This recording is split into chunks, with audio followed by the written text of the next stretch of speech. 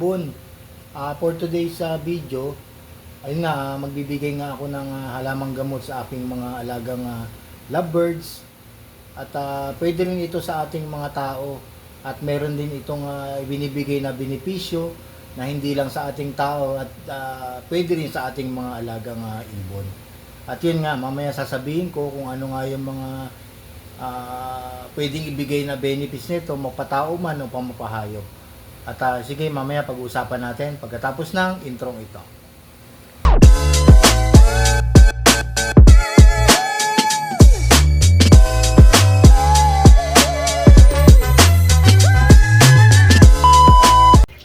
Welcome back mga kaibon. Magbibigay nga pala ako ng herbal plant para sa aking mga alagang parakeets. Ayun nga, gaya nga ng sabi ko kaganina bago nga tayo mag-umpisa sa intro, ay magbibigay nga ako ng isang herbal plant na talagang makakabuti rin sa kanilang kalusugan ng ating mga alagang ibon. Kasi ay mabisa rin yan na ginagamit natin sa pang-araw-araw na na iniinom yung alamang gamot na oregano. Yan. Pwede din yan sa atin, lalong-lalo na sa may mga ubo o sipon. Ayan ang unang-una nating binibigay at iniinom. Yan nga, sa panahon na taglamig, siyempre sa mga nauusong ubo, ay mabisa rin talaga yung oregano na yan. Lalo-lalo na sa ating mga alagang ibon. Yan nga, ay wala na mga masamang epekto na sa ating mga alagang ibon. Yung halaman na yan dahil subok na rin yan na mapatao man o mapahayop. Yun nga, nagbibigay tayo niyan once a month lang, once a month. At nakakasama din yan pagka sakaling araw-araw natin bibigyan. Siyempre nandiyan din yung pagtatain nila. Kaya ang pagbibigay niyan ay once a month lang. Bali yan, isama nyo na rin sa inyong daily routine na yung pagbibigay ng oregano ay isama nyo na sa listahan na isang beses isang buwan na pagbibigay. Yun nga, gaya nga ng sabi ko, may mga ibinibigay nga ng benepisyo yan sa ating alagang ibon. At marami din itong ibinibigay sa lalo-lalo sa ating mga tao. Dahil nga ang pagbibigay niyan ay ng herbal plant na yan ay maraming mga benefits na makukuha ng tao or mga ibon o anumang uri ng hayop. Yan, dahil yan ay merong calcium, meron din yung protein at iron na nagpapatibay ng pangangatawan at lalong-lalo na sa ating mga ibon, yung mga buto nila, mga pakpak. At meron din yung potassium at nagpapakinis din ng kanilang mga balahibo. Yan. At meron din itong antibacteria na tumutulong sa paglilinis ng mga kanilang mga bituka at anti-inflammatory. Yan, meron din yan na makukuha. At yan sa tao, yung kontra diabetes, yan pag ating mainom ay makakabawas din ng sugar. At gamot din yan sa mga sakit ng mga balat. Yan, pwede din yan. At yun nga sa tao, anti-cancer. At pwede din itong gamitin natin pampurga sa ating mga alagang. mapapansin nyo, gustong gusto talaga nila yung oregano na yan. Ah, at wala namang itong masamang epekto na sakaling kainin man nila. Yun nga, gaya nga sabi ko na nakakapagpalinis din ng mga bituka at nakakapatay din ng mga parasite sa mga loob ng kanilang once a month lang naman ang pagbibigay niyan. Hindi naman nasabing araw-araw or linggo-linggo. Isang beses sa isang buwan lang ang pagbibigay. At wala naman itong masamang may dulot na kakasama nila. At nakapagbigay pa nga ito ng ng lakas sa kanila. Ng pagbibigay ng oregano. Subukan nyo rin sa inyong ibunan at makikita nyo yung epekto at pag ito yung kain na yun, dahil sisigla sila, napapahibay ng mga buto yan, lalo na sa may mga inakay yan, napagpataba din ng kanilang mga inakay at napagpabilis lumaki. Kaya yan ang pagbibigay niya. Siyempre kaya nga tayo nagbibigay ng mga herbal plant para iiwas din natin sila sa sakit o mga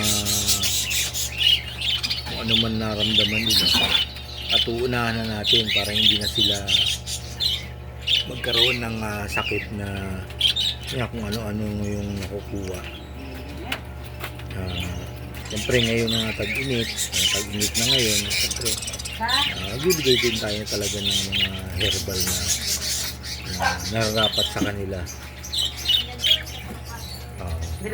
Kaya ngayon yung mga kaibon, pwede rin niya gagawin yan sa inyong ibunan, kasi ginagawa ko rin sa akin. Pinasok nila mga ali-ali ay. At yun nga, binabahagi ko din sa inyo ang ginagawa ko na pagbibigay niyan, at naitutulong din sa pagpaparami natin ng mga alagang ibon. Ayun nga mga kaibon, shoutout muna tayo sa mga masugid nating subscriber, mga viewer na laging nanonood sa ating yung mga video, at saka yung mga bagong subscribe na shoutout natin. Shoutout kay Ernesto Torneros, ayan, mga ating subscriber, kay Dorji Anabe. Ayan, thank you po sa inyong panonood ng ating mga video, kay Noel Esguera, at yun nga, at maraming salamat po sa inyo. Sana po ipatuloy po kayong manood ng aking mga ina-upload. Yan, kay Sir Larry Isorda, yan, maraming salamat din po sa inyo. Walang sawang panonood at pag-share ng aking mga video. Yun nga, yung pagkain ng oregano nga ay wala namang masamang epekto sa ating mga ibon. Pwede nating ipakain sa kanya. Siyempre, pagpakain natin huwag labis at sakto lang naman, kasi nga pagka naparami, siyempre napapasama din ang pagkain ng medyo marami. Siyempre konti lang natin. Ayun nga mga kaibon, recap ko nga pala yung mga benefits na ibinibigay ng halamang gamot na yan na tinatawag na oregano. Ayun nga mga kaibon, ang benefits niya na binibigay na sa ating mga alagang ibon. Ang oregano na yan ay ang antibacterial, antioxidant, at antifungal. Yun nga, sabi ko, pag may mga sakit sa balat yung ating mga ibon ay nakakatanggal din yan. anti-inflammatory, at nagpapagamot nga ng mga allergy ng ating mga ibon, at lalong-lalo na sa mga tao. Yung skin problem, yan, yun nga, nakakapagpakinis yan ng kanilang mga balat. At marami pang ibang mga benefits yan na na ibinibigay. Yan nga, katulad nga ng calcium at protein, iron, and potassium. Wala yan dyan sa naka-screen dyan, at kulang pa yung mga ibinibigay na mga benefits. At yun nga, yung calcium, protein, iron, and potassium, yan, kasama yan dun sa mga benefits na pwedeng makuha ng ating mga alagang ibon sa pagkain niyang halamang gamot na oregano. Yan, mabisa rin nga yan sa ating mga tao. Yan, panggamot natin sa may ubo man o may sipon. Yan, ang ginagawa niyan sa natin ay pinakukuluan natin yan, at pinapainom natin sa ating mga anak o tayo mga magulang na kung may ubo man, nakakatanggal din.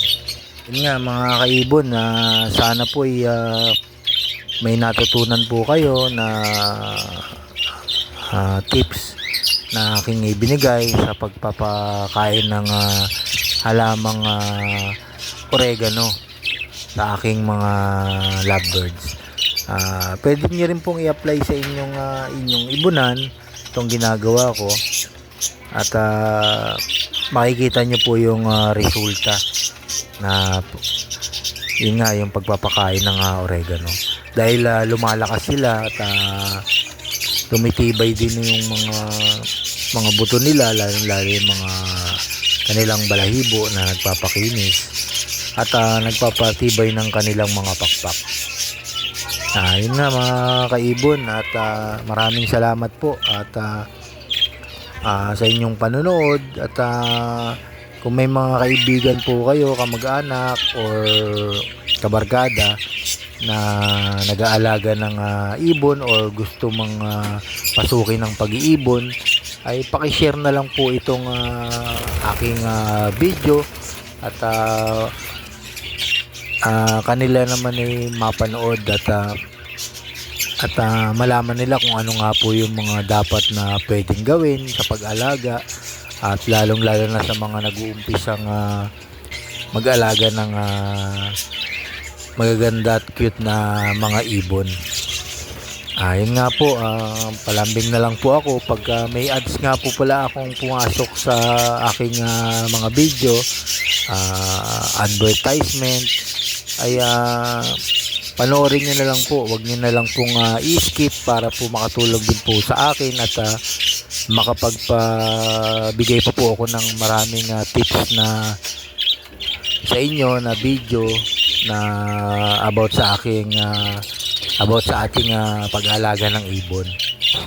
Yun nga po, sa mga newbie naman po, sa mga bagong nakapanood na itong aking video, pa-like, share, and subscribe na lang po ng aking video na MBA Loop and Aviary, at pa-click na lang po ng notification bell para updated po kayo sa aking mga bagong i-upload na video.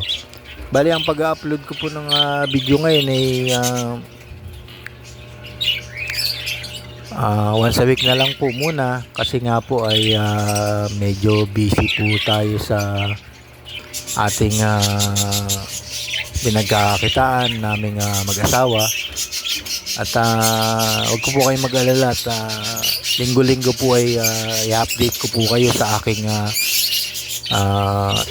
ibunan, at kung ano man yung mga ibibigay ko mga tips ay akin pong gagawan po ng mga video, at isi-share ko po sa inyo. Ayun nga po, yung mga sinishare ko naman po sa inyo mga tips ay talagang ginagawa ko rin po dito sa aking ibunan. At yun nga po, inuulit ko po, palambing na lang po uli sa inyo. At kung may video man po ako, advertisement sa aking video, panoorin nyo na lang po, wag nyo na lang pong i-skip. At para makapagpahatid pa po ako ng maraming video na about sa pag-iibon. Hanggang dito na lang po at maraming salamat. At pasubscribe na lang po at paklik na lang po ng notification bell para updated po kayo sa aking mga bagong ina-upload na video. Thank you po. Thank you for watching.